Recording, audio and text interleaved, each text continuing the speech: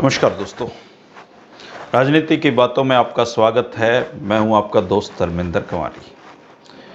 दोस्तों, आज हम बात करेंगे उत्तर प्रदेश के विधानसभा चुनाव में, और वो भी 2002 के। अब जो साथी नए जुड़े हैं वो कहेंगे कि हम तो हरियाणा की बातें कर रहे थे, आप उत्तर प्रदेश कहाँ पहुँच गए। लेकिन जो पुराने साथी हैं वो इस बात का इंतजार कर रहे हैं कि आज हम उस दौर की बातें करें जब इंडियन नेशनल लोकदल को हरियाणा से बाहर ले जाने का सपना उस वक्त के मुख्यमंत्री ओम प्रकाश चौटाला ने देखा था, और उस सपने का क्या हश्र हुआ। आज के वीडियो में ये सब जानकारियां हैं दोस्तों, इससे पीछे थोड़ा सा जाकर देखना होगा। इस पृष्ठभूमि में हर राजनेता का ये सपना होता है कि वो एक ऐसी स्तर पर अपनी पार्टी को लेकर जाए जहां से फिर वो अमर हो जाए। तो चौधरी चरण सिंह के साए में उन्होंने राजनीति की, लेकिन एक समय ऐसा आया जब वो चौधरी चरण सिंह के बराबर के कद के नेता के रूप में स्थापित हुए, और अपने आप को बड़ा नेता बनाने के लिए उन्होंने ऐसा समय भी आया जब एक साथ 3 जगह से लोकसभा के चुनाव लड़े। और ये दिखाने की कवायद थी कि चौधरी देवीलाल का जो कद है वो इतना बड़ा है कि वो कहीं से भी चुनाव लड़ और जीत सकते हैं। तो चौधरी देवीलाल की ये महत्वाकांक्षा तो पूरी हो पाई, लेकिन ऐसा कोई दल वो नहीं बना पाए जिसका विस्तार पूरे देश में हो। जैसे आज भारतीय जनता पार्टी है, उसका विस्तार है, कांग्रेस है, उसका विस्तार है, बसपा है, उसका कई राज्यों में विस्तार है। तो इस तरह का जो सपना है ओम प्रकाश चौटाला जी ने देखा जब वो 2000 में सत्ता में आए हरियाणा में, और तब उन्होंने जो सत्ता के रूप में जो सरकार आपके द्वार वगैरह कार्यक्रम शुरू किए, तो हरियाणा में तो उनकी तब तूती बोलती थी। 2001 में चौधरी देवीलाल का निधन हो गया, और निधन के बाद उन्होंने जगह जगह पर उनके जो बुत हैं वो लगाने शुरू किए, और तब शुरू में बहुत सम्मान की दृष्टि से इस काम को देखा गया, और लोगों की काफ़ी भीड़ चौटाला साहब के कार्यक्रमों में जुड़ती थी।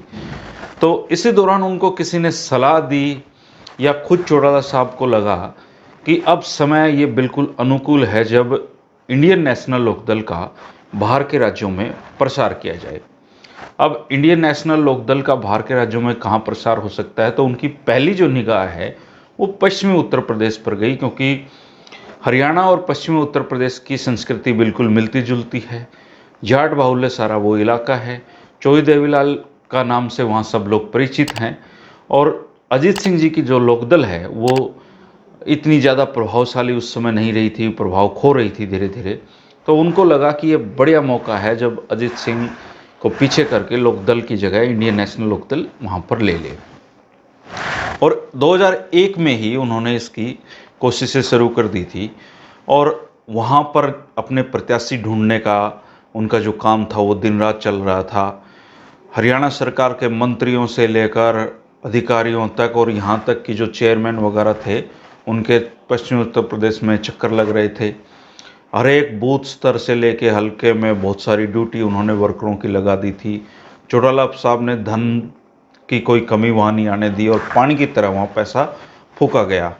और चौटाला साहब वहाँ हल्का वाइज सम्मेलन कर रहे थे लगातार जाकर, तो उनका एक पाँव तो हरियाणा में था और दूसरा पश्चिमी उत्तर प्रदेश में रहता था। और जब चौटाला साहब वहाँ सम्मेलन कर रहे थे तो लोगों की काफ़ी भीड़ उनको सुनने के लिए आती थी। तो चौटाला साहब को ये वहम हो गया कि ये जो भीड़ है ये उनके वोटों में तब्दील होने वाली है, और पश्चिमी उत्तर प्रदेश में वो अच्छा खासा प्रदर्शन करने वाले हैं। और उन्होंने शायद हरियाणा जीतने के लिए इतना जोर नहीं लगाया होगा जितना पश्चिमी उत्तर प्रदेश में लगाया। 2002 में ये चुनाव हुए, और चौटाला साहब ने 96 सीटों पर अपने प्रत्याशियों को खड़ा कर दिया। दूसरी पार्टियों से आए हुए प्रत्याशी ज़्यादातर थे, और जिनको टिकट कहीं से नहीं मिली उनको चौटाला साहब ने टिकट दी, और चौटाला साहब ने खूब पैसा भी उनको दिया ताकि वो अच्छे से चुनाव लड़ें और चौटाला साहब की पार्टी वहाँ पे स्थापित हो जाए।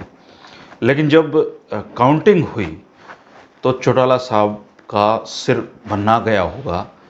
उनके 95 जो कैंडिडेट थे वो अपनी ज़मानत भी पश्चिमी उत्तर प्रदेश में नहीं बचा पाए थे। एक कैंडिडेट कोई ज़मानत अपनी बचा पाए थे, और सारे के सारे कैंडिडेट बुरी तरीके से हारे।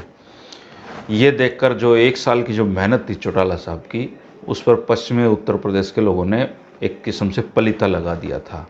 और हरियाणा के जो विपक्ष की राजनेता थे उनके तो बस घी से गल गए थे, और उन्होंने चौटाला साहब की सरेआम खिल्ली उड़ाई। अब असफलता तो थी ज़िंदगी में बहुत बड़ी, चौटाला साहब को बहुत धक्का लगा इससे, और उन्होंने कुछ दिन बाद हरेंद्र मलिक वहाँ पे जो पश्चिमी उत्तर प्रदेश के एक युवा नेता थे, उनको हरियाणा कोटे से राज्यसभा में भिजवाया और कहा कि मैं तो हरियाणा और पश्चिमी उत्तर प्रदेश में कोई फ़र्क नहीं कर पाता, लोगों ने ही मुझे समझने में गलती कर दी, और इसके बाद शायद वो पश्चिमी उत्तर प्रदेश की तरफ कभी मुँह करके भी नहीं सोई। लेकिन इस असफलता की वजह से हरियाणा में उनकी काफ़ी जग हंसाई और विपक्ष के लोगों ने उनका मजाक काफ़ी बनाया, और चौटाला साहब ने इस मजाक से ध्यान हटाने के लिए फिर एक योजना बनाई, और ये योजना थी विदेश जाने की। उसके बाद वो 5 देशों की यात्रा पर निकल गए ताकि विदेशी निवेश को हरियाणा में लाया जा सके, और अक्सर उन्होंने लगभग हर साल विदेशों की यात्राएं की, और तब भूपेंद्र सिंह हुड्डा हों, भजन लाल हों या कोई और विपक्षी नेता हो, सब उनको उनकी जो विदेश यात्राएं हैं उनका ये कहकर मजाक बनाया करते थे कि वो सैर सपाटे के लिए जाते हैं मुख्यमंत्री बनने के बाद। हालांकि कोई भी मुख्यमंत्री रहा हो, उसको विदेश यात्राओं का लोभ वो कभी नहीं छोड़ पाता है, और इसी का जो लोभ था वो ओम प्रकाश चौटाला जी भी करते थे, विदेशों में यात्राएं करने का। और ये विदेशी निवेश जो लाने का तमगा होता है, कोई भी मुख्यमंत्री रहा हो, इसलिए होता है क्योंकि वो फिर सरकारी खर्च में चीज़ें आ जाती हैं।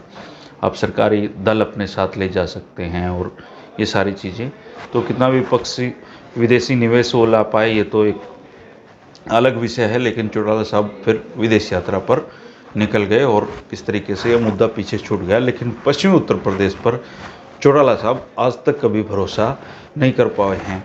और इससे जुड़ी बात यह है कि पिछले दिनों दुष्यंत चौटाला ने जननायक जनता पार्टी का जो चुनावी सिंबल है, चाबी का निशान, चुनाव आयोग को पत्र लिखकर उसको 6 राज्यों में उसको आरक्षित करने के लिए लिखा है, और जिसमें उत्तर प्रदेश भी शामिल है। तो निश्चित तौर पर उनके दिमाग में कहीं ना कहीं पश्चिमी उत्तर प्रदेश भी है, और उनको पश्चिमी उत्तर प्रदेश में अगर वो भविष्य में कभी अपने कैंडिडेट उतारने हैं तो ये देखने लायक बात होगी कि उनके साथ उनके दादा वाली बनती है या उससे भी बुरी कुछ बात बनती है, क्योंकि अब तो भारतीय जनता पार्टी के साथ ही अलायंस होगा।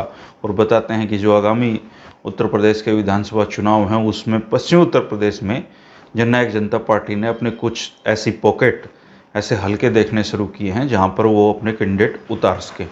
तो ये देखने वाली बात होगी कि 2002 और अब 2022 में जब चुनाव होंगे, 20 साल बाद क्या पश्चिमी उत्तर प्रदेश के लोगों के दिमाग में देवीलाल परिवार की जो उनकी सोच है या देवीलाल परिवार के प्रति उनका जो रुझान रहा है उसमें कोई बदलाव आएगा या नहीं आएगा। अगर आप इस बारे में बता सकें तो अच्छा लगेगा कि पश्चिमी उत्तर प्रदेश के कुछ जगहों पर अगर जननायक जनता पार्टी अपने उम्मीदवार उतारती है तो कितनी सफलता की संभावनाएं आपको वहां पर उनकी लगती है, क्योंकि उनके पास आज के दिन धन, बल, सत्ता सब कुछ है, और वो ठीक वैसा ही वहाँ पर उसका इस्तेमाल भी कर सकते हैं जैसा चौटाला साहब ने किया था। आपको कितनी वहाँ पर इसकी संभावना लगती हैं, ज़रूर कमेंट करिएगा दोस्तों। 3 बजे राजनीति की बातें हमेशा की तरह चलती रहेंगी। 8 बजे का जो शो है वो करंट पॉलिटिक्स पर होता है, आपकी दिलचस्पी है तो आप उसको देख सकते हैं। वीडियो के नोटिफिकेशन आप तक समय पर पहुँचें, इसके लिए चैनल को सब्सक्राइब अगर आपने नहीं किया है तो ये लाल बटन दबाकर इसको सब्सक्राइब कर लें ताकि ये नोटिफिकेशन आपके पास पहुंच जाएं।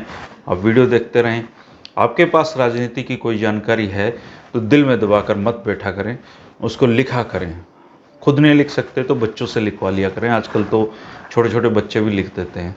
तो अगर आप में कोई भी जानकारी दिलचस्प है तो उसको यहाँ पर दर्ज करिए। वो सारी जानकारियाँ मैं पढ़कर इकट्ठी करता हूँ और जो इस्तेमाल करने की जानकारियाँ हैं उनको फिर मैं अगले वीडियो में डालता हूँ, तभी ये रिच हो पाते हैं। नहीं तो हरियाणा की राजनीति पर 10-20 वीडियो बनाना भी बहुत मुश्किल काम है, और यहाँ पर तो करीबन 600 के करीब वीडियो आ चुके हैं और ये आते रहेंगे क्योंकि आप लोग जानकारियाँ देते हैं इसमें, और वो फिर उसमें और जानकारियाँ जुटाकर वो फिर एक वीडियो बनता है। ये एक ऐसा काम है दोस्तों कि आज से 10-20 साल बाद भी हरियाणा के पॉलिटिक्स को जब भी कोई जानना चाहेगा, चाहे रिसर्च के लिए चाहे किताब के लिए, तो उसको आपके ये वीडियो राजनीति की बातों के देखने ही पड़ेंगे। और ये कभी कहीं नहीं जाने, क्योंकि YouTube जब तक है ये वीडियो भी रहेंगे। तो और आपके जो कमेंट हैं वो वहाँ पर दर्ज करेंगे, तो खुद इन वीडियो के साथ साथ आप भी वहाँ पर रहने वाले हैं, इसलिए जानकारियाँ दर्ज करिएगा दोस्तों। कोई सुझाव हो तो सुझाव देते रहेंगे, और कोई जानकारी हो तो ऐड करते रहें। अच्छा लगे, आपको लग रहा है कि मैं ठीक काम कर रहा हूँ, तो मेरे काम के बारे में दूसरों को ये वीडियो शेयर करके भी बता सकते हैं। मिलते हैं फिर कल 3 बजे। शुक्रिया, नमस्कार।